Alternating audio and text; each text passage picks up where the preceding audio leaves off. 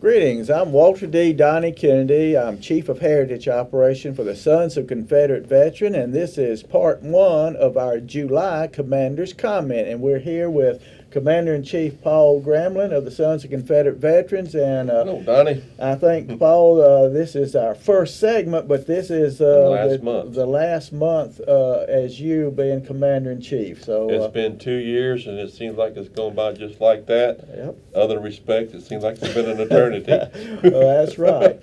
Well, I do understand we will have a new Commander-in-Chief coming in. Is that correct? That is correct. We have a new Commander-in-Chief and a new Lieutenant Commander-in-Chief. Well, that is wonderful.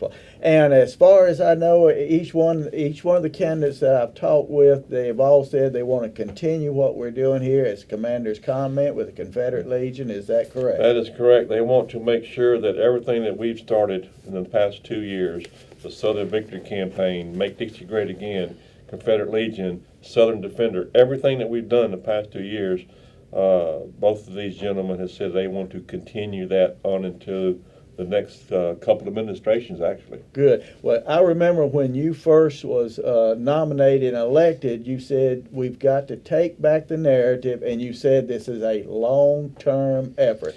We told the membership that this was not going to happen in 2 years. We knew that. Of course, we don't have as many members in Confederate Legion that we like to, but it's gotten off the ground. And hopefully, within the next 2 to 4 years, with the men coming in behind me, that not only will we get this off the ground, but it will fly. You know, Commander, I remember years ago you made this comment, and you made it at your election, that we didn't get where we are now for these monuments coming down, our heritage being disparaged, everyone calling Robert E. Lee a traitor and a slaveholder, et cetera, et cetera. We didn't get here overnight. It took 30 years for them to get from first started, say, the NAACP resolution in 91. From that point to now, it's taken that long to get up to where we are now. Right. And you know, we all at that time, we never thought it would happen. Correct. You know, and I'm not pointing fingers at anyone. I'm including myself in this. All of us. 30 years ago, we didn't think there'd ever be a chance of them actually doing what we see they're doing today. So, like I said, it's been almost 30 years to get them to this point. Our membership and our supporters have got to understand we're not going to get it back overnight either. It's a long-term plan, and I told them that me and you couldn't do this alone.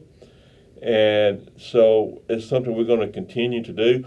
I've talked to the man most likely to fill my spot, that I would continue to do whatever he needed me to do. So we may see you back here filling in. You might see me from time to time, you know, pitch hitting for the next Commander-in-Chief, if you will, which would be fine.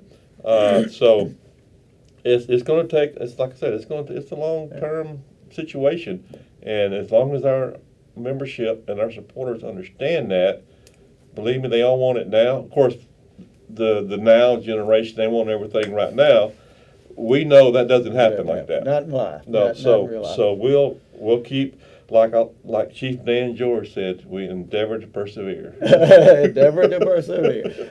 Yeah, I always like to tell people, if the doctor gives you a bottle of medicine, you don't go home, take one pill, and the next day if you don't get well, you throw the pill away and damn the doctor. You take your medicine. You continue persevering until the disease is cured. Our enemies, you know, for the past 30 years, of course, it would have been nice for us if they'd done this, but, you know, after they lost a battle in court or wherever, they didn't give up and go home and sit down, okay, well, I tried. That's right.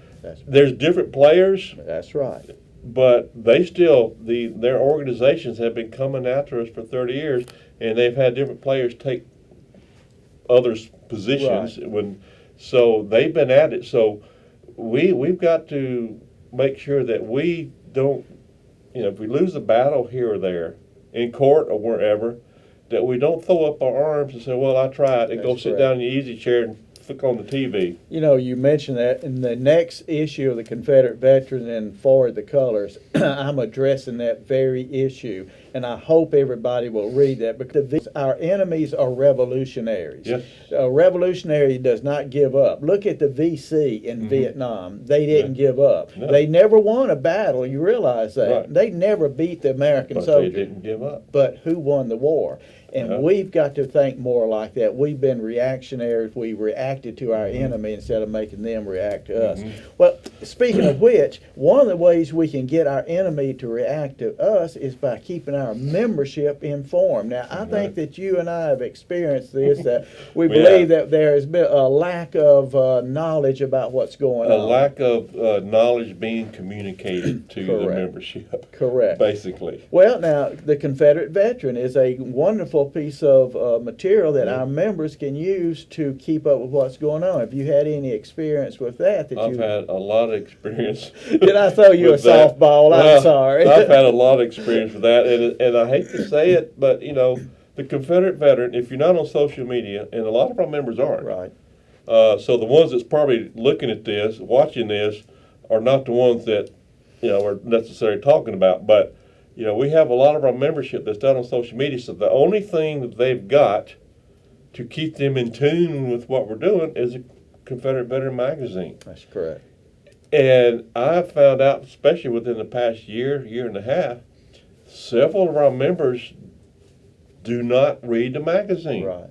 And unfortunately, some of them do good to look at the pictures. Yeah. Well, you've got 2 months between Yes. each issue. So, Right. you don't have to sit down and read it once. But I urge people, read the commander's comments, read the lieutenant commander's, read everybody's you've got time to do that. And Right. then there's some wonderful articles that will give you the ammunition to Yeah. use to defend our heritage. And I realize a lot of the members will go straight to the back and look at the Army pictures to see if there are camps in there. And I understand. Yeah. I get that. I do that too. Yes, we all do. But we've got to, we put that magazine out for a reason, because if you're not on social media, if you're not reading Confederate Veteran, how do you know what we're doing? And how do you know what you're supposed to do? Right. You don't. Well, there's another means that people can be informed. It's called the SCB Telegraph. Can Yes, you it tell is. us a little bit about that? SCB Telegraph is our national news list, if you will. There's only certain people that can post. It's not a back and forth type situation. This is used to put out announcements and news. I've used it quite a bit here lately to get information out to our membership. Unfortunately, I think we only have 2% of our membership, maybe a little more, that are signed up with the Telegraph. So you can sign up if you're a member. If you get email or if you're on computer, you can sign up for this. If you're a member in good standing, all you have to do is get in touch with HQ, and they can sign you up. Now, we are working out a way that we could a link on our website that a member could It's go a to sign. SCV website. SCV website Right. that you can go to. scb.org. Exactly, and you have to probably put your membership number. Now, where would they find their membership number? The membership number is on the address label of the Okay. Confederate Veteran magazine. On that plastic wrapper that they get, Yeah. their address label that's on that wrapper, their membership number is on that Correct. label. That's where they can find it. But we're trying to set it up where they can go through our website and sign up to Telegraph, because this is things that is used to put out information just like Just this. like that. That's right. Now, And granted- we need that. We and- need that in this organization. And it's also for the membership only. Now, I Yeah. put stuff out on Facebook, Right. on my page and stuff to get information. The problem with that is you got trolls out Yeah. there, and they'll see something and they'll start, they get other trolls to get on there and start causing havoc Right. and trashing the SCV, and then you got to deal with that. Telegraph is SCV members only, and you get on the, immediate news and Yeah. messages. And one thing about this, we're not going to flood their inbox with No. a bunch of stuff. This- About how often you think in a month's time, a regular month? Up until the last month, I would say maybe one message a month. You're right. At that, So you're but- not going to have your No. inbox flooded Right. with a bunch of stuff, and No. you're not trying to sell generic No, medicines to them. we don't sell things. We just, like I said, we just put notices and announcements out there. Also things to try to tell the membership what they can do. Just like Right. when we sent, when I asked the membership to write and call Washington, Right. Right. Washington D.C. Right. Something like that. We put that out. To call your representative and your Right. senators. Right. To get to them to talk about. Not to go along with changing the Army base names. Right. That's that kind of stuff we put on the telegraph to let people know, okay, this is what you need to do right now. Yeah, and this is important. We're in the 21st century. Yeah. When something like the military base thing Right. came up, we need to get hold of our congressman, representative, and the president Yeah. now. We can't send a letter out and wait 3 days later for you to get something. It's got to be done now, and that's why it's so important to sign up to the telegraph. Well, it's just like when the president came out, saying that he would veto anything, that would change Army base names. Right. And then we seen a kickback or backlash Right. from the senators wanting to push it. And we got on telegraph and said, okay, this is what you need to do. Let President Trump know that you agree with his stance Right. on this and why. Right. That kind of stuff that we need to get out there real quick It needs to be and done quickly. get it done. And that's what That's right. what the telegraph is for. And so I encourage our membership to get on it, sign up for the Yes. telegraph. And another way to communicate is through Make Dixie Great Again, Yes. our website and our Facebook. You take a look at it and look at these videos, look at this information, and just spread the information. Don't keep it to yourself. Commander Gramlin, this is looks to me like just about the end of part 1 of our July 2020 Commander's Comment. So we've got one more little segment more to segment. do, and then we'll wrap her up for you, Yep. Commander. So, Yep. folks, we've enjoyed it, and we hope to see y'all in the second segment of our July 2020 Commander's Comment.